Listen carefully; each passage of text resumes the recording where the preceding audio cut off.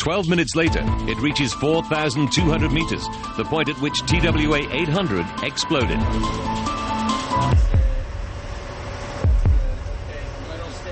Investigators examine the readings from the temperature sensors.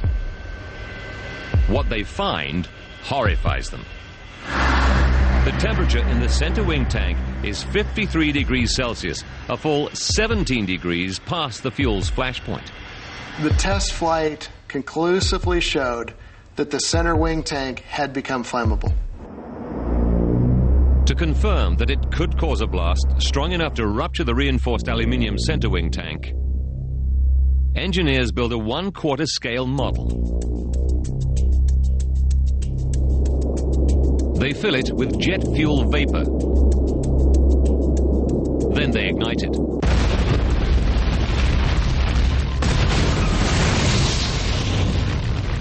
The force of the blast is more than enough to rupture the tank. The tests were able to show the pressures that could develop in the tank to the point that it would burst. But investigators are mystified about what might have ignited the fuel vapor. They know there were 7 in-flight fuel tank explosions in the previous 33 years. All were triggered by dramatic events such as lightning strikes, sabotage, or even an engine falling off. Bob Swaim investigates these and dozens more potential ignition sources. He concludes that the ignition source must be something electrical inside the fuel tank.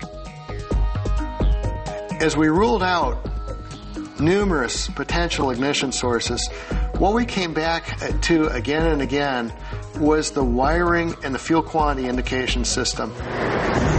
Wires run from the cockpit to fuel probes inside the center wing tank. The wiring crosses near the top of the fuel tank, routed to the terminal block, as you see here. Swaim studies the terminal block. He discovers that it has dangerously sharp edges. And it was sharp and hard enough that it could cut through the insulation of the wiring. Swaim suspects there may well have been an exposed wire in the fuel tank. That could create a dangerous spark.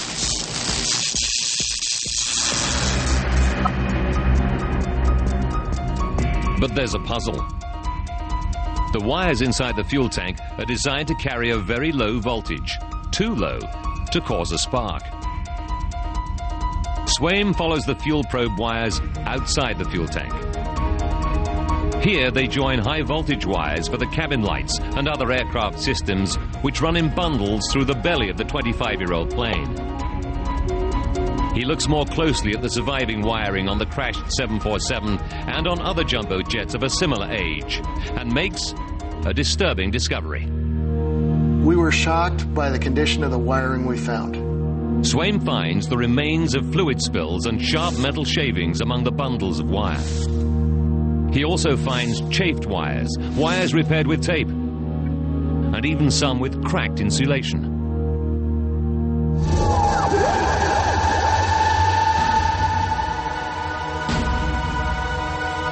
He concludes that the poor state of wiring on older 747s could allow high voltage electricity to jump into the fuel tank wires. It could then pass into the fuel tank, causing a short circuit.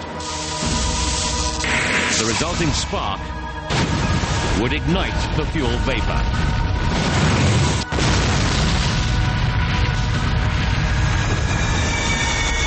Investigators know there are some 1,200 other 747s in service around the world.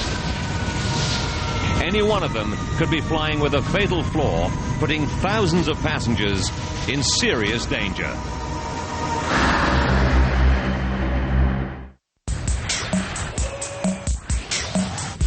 A fuel tank explosion blew apart Flight 800 when a short circuit caused a fatal spark. But they have no proof. Short circuits often leave no physical trace in wiring. Their one hope of proving the theory is the plane's black boxes, which hold the only surviving flight data. 800, heavy turn left heading 050, Victor, climbing around traffic. The 13-minute cockpit voice recording seems unremarkable. Climb the 15,000. But as they replay the tape, investigators hear something intriguing.